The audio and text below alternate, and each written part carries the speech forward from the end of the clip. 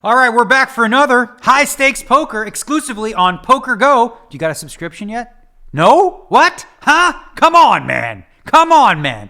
It's the same cost as like a vegan frickin' Impossible Burger with frickin' diet cheese or some shit. Like, it's going to cost you like $8 a month. Well worth it. If you want to take poker seriously, you're going to need to watch all this stuff. High-stakes poker is the most beloved show in the history of the game. We've got Gabe Kaplan, everybody's favorite, along with AJ Benza, doing the commentary just like the old days. So make sure that you get yourself a subscription to PokerGo so you can watch all this stuff. I want to thank them for allowing me to use some of the footage here to do some hand breakdowns. I played this season, and the stakes started off with 2 and 400 blinds and a $400 ante. As the season progresses, you're going to see things start to shoot up. We're going to get some straddles on there. We're going to get the buy-ins bigger.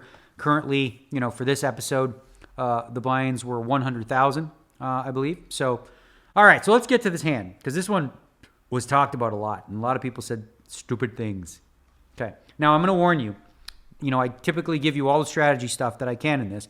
Part of my deduction in this one was dun, dun, dun, dun, dun, a physical tell.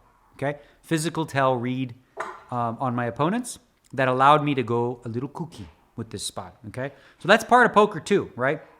You think of theory, you think of game theory, all this kind of stuff, that's important. But when you can incorporate that into your ability to also pick up on tells, you become a deadly player. And in this hand, I did a little bit of both. All right, so there's a lot of people, again, I saw several people break this hand down and they made major mistakes in the analysis. When the phone rang at my house, I thought it was someone I owed money to.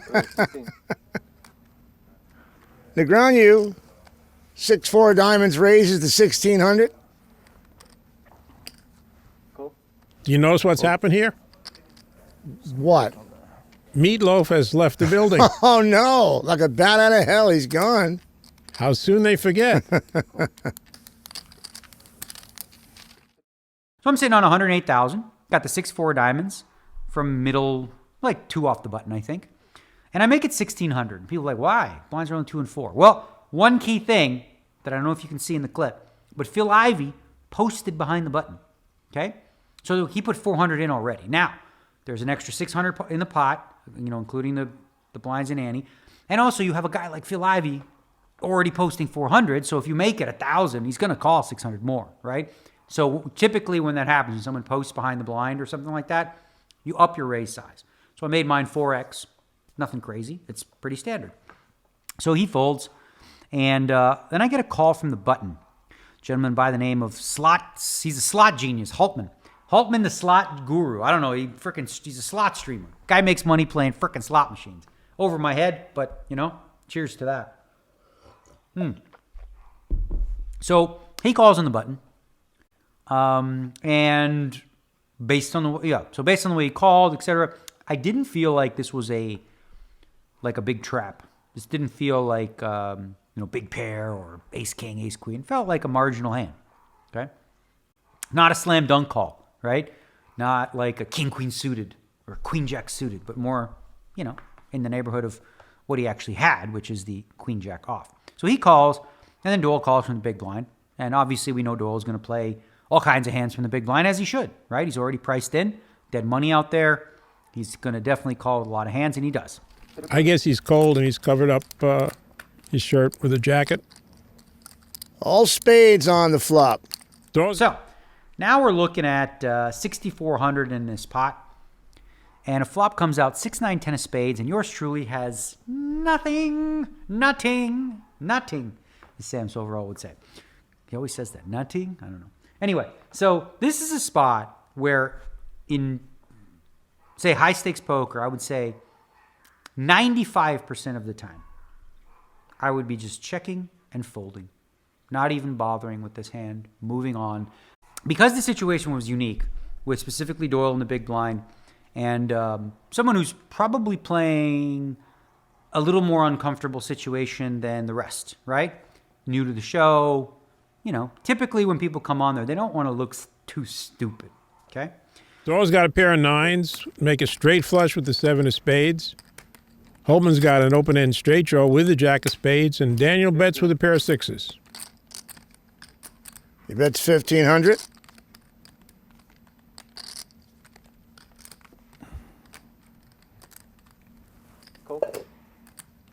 Holman could have raised. He's got the button, but chooses to just call.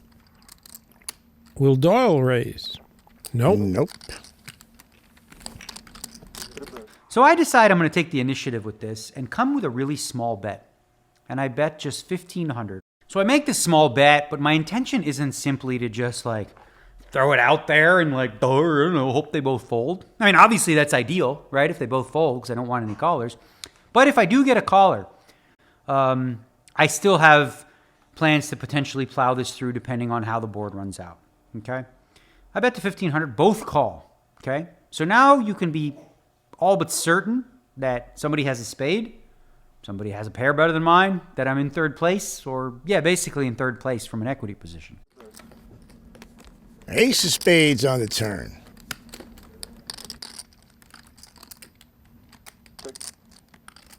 Doyle checks his flush.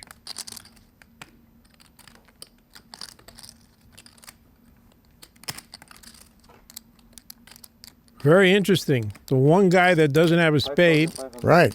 comes out betting. 5,500. Now, Holtman is thinking Daniel's betting into two people. He's got the third best hand. King of spades or queen of spades would beat him, and either one of these guys could have it. He's going to call, but I don't see him raising. Yeah. He calls. And I think Doyle's going to let his eight of spades go.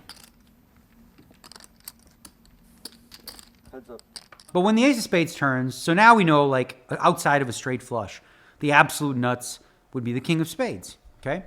So now my dilemma is this. Do I think that either of those players have the king of spades?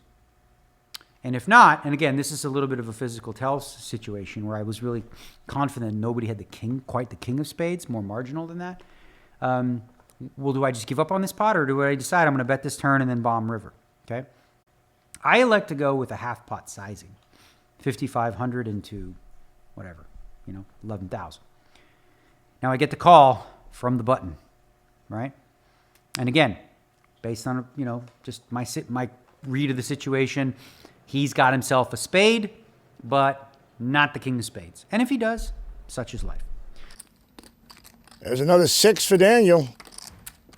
An inconsequential 6. Okay, so here's where things get interesting. The river is the 6 of hearts. There's 21,900 in the pot, okay? So what would you do if you were me? I just made 3 sixes. That's no good. We know that, right? I mean, what are we hoping he has? 9, 10, ace 10, ace 9? That's very, very, he probably folds a lot of those hands on the turn, figuring he doesn't get the right price. So we think, he doesn't have 9s or 10s either, because again, like I thought that if he had 9s or 10s, he would have reacted a little bit differently pre-flop. But I could be wrong. He could have those hands, and I don't block those. I do block the 6, which helps against some ace 6, pocket 6s. But the other part of this, thought process is, generally speaking, when you want to have bluffs in situations, you not always, you want to use blockers as well, but you really want to have sort of like the bottom of your range, right? What worse hands could I ever have here than the one that I do, as played? Bet the flop into 2 people, bet the turn into 2 people, and now I'm sitting here on the river, right? So my range is never going to be worse than this. I just don't have anything worse. Like, what would I possibly bet here, right? So I thought, okay, that's a good candidate, and I do have a blocker as well, which is the 6. Now the real key question is how much to bet? How much to bet, okay? I think Daniel is pretty sure where Holtman is at. That he's got like the jack of spades. Maybe a hand like Doyle had, the 8 of spades. And when world-class players smell weakness, they act on it. And that's exactly what Daniel is fixing to do. Yep. That's 36,000. Bets 36,000, just like he had the king of spades. 36,000. Here's where people got the analysis wrong. The question here should be, if I'm going to make a large bet, overbet the pot, right? I need to have range advantage in order to do that, okay? We've talked about that throughout a lot of the videos. When in situations where you can have the nuts and your opponent can't, you're allowed to bet bigger both with your bluffs and your good hands, okay? And a lot of people said, well, Daniel can't have a full house because he bet half pot on the turn. They're dead wrong, okay? You'll find that if you do some work with solvers and stuff, that it often, almost always will want you to bet the turn on a 4-flush board with a set. And 2 pairs a decent amount too. Like those are going to be your bluffs, if you will, right? Because they have the potential to improve. And also, the other key factor is this. You're almost never getting raised on a 4-flush board. You're almost never getting raised. And when you are, you're typically up against the nuts. So then you can calculate what price did the player lay you with their raise. If they min-raised you, all right. If you have a set or 2 pair, maybe you can call and try to hit it. If not, you can just fold your hand and you know you're done with the hand. So I absolutely can have a full house here. And I can have the king of spades. The issue for me is that's all I can have for the value part of my range, right? When I'm overbetting here, which was a $36,000 bet into 21, which is pretty hefty, right? I'm saying I've either got the king of spades, straight flush, 7-8 of spades, could have that too. Why not, right? Or I've got a full house or quads, okay? I can't represent anything else. What am I can't tell a story that I've just got the queen of spades and I would play it like that. Not in a million years. So my value range is somewhat tiny, but it's actually still bigger than my bluffing range because I don't have a lot of bluffs here, right? When I bet flop against 2 players, that's typically going to be strong. As I said, in normal cases, 95% of the time, I wouldn't bet this hand.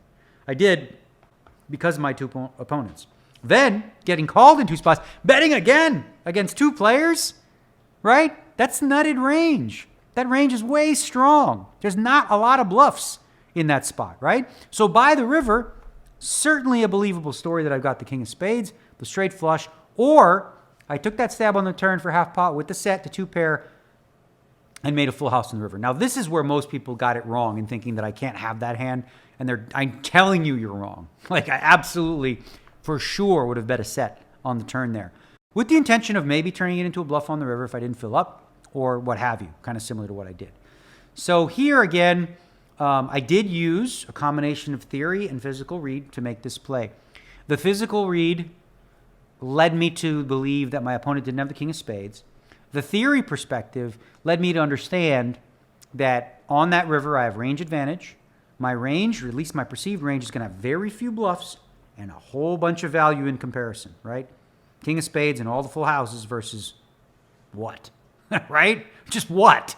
Would I turn like the 8 of spades into a bluff there? Probably not so much, you know, but who knows? I mean, I guess you could sort of add it if you choose to. Yes.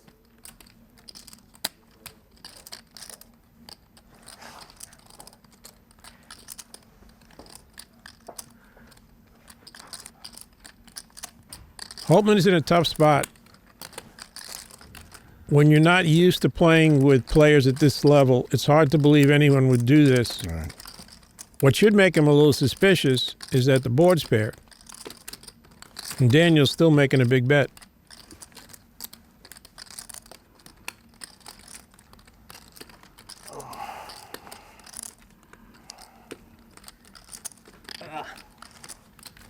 Be nice if you bluff. Nice if I bluffed. First big bluff of the season. Looks like things are heating up. Long story short, yeah, that was a combination of theory-based and physical tell-based. And when you can do that, when you can get to the point in your poker career where you've studied enough and then you pick up reads and now you can make like deviations, you become a very dangerous player because at the highest levels, you're going to be doing both. You're going to have to have a relatively good understanding of theory, but you're also, if you really want to be at the top, you'll know these guys pay attention to every little detail, and so should you. So for more high-stakes poker exclusively on PokerGO, get a subscription. That's not a request. That's an order.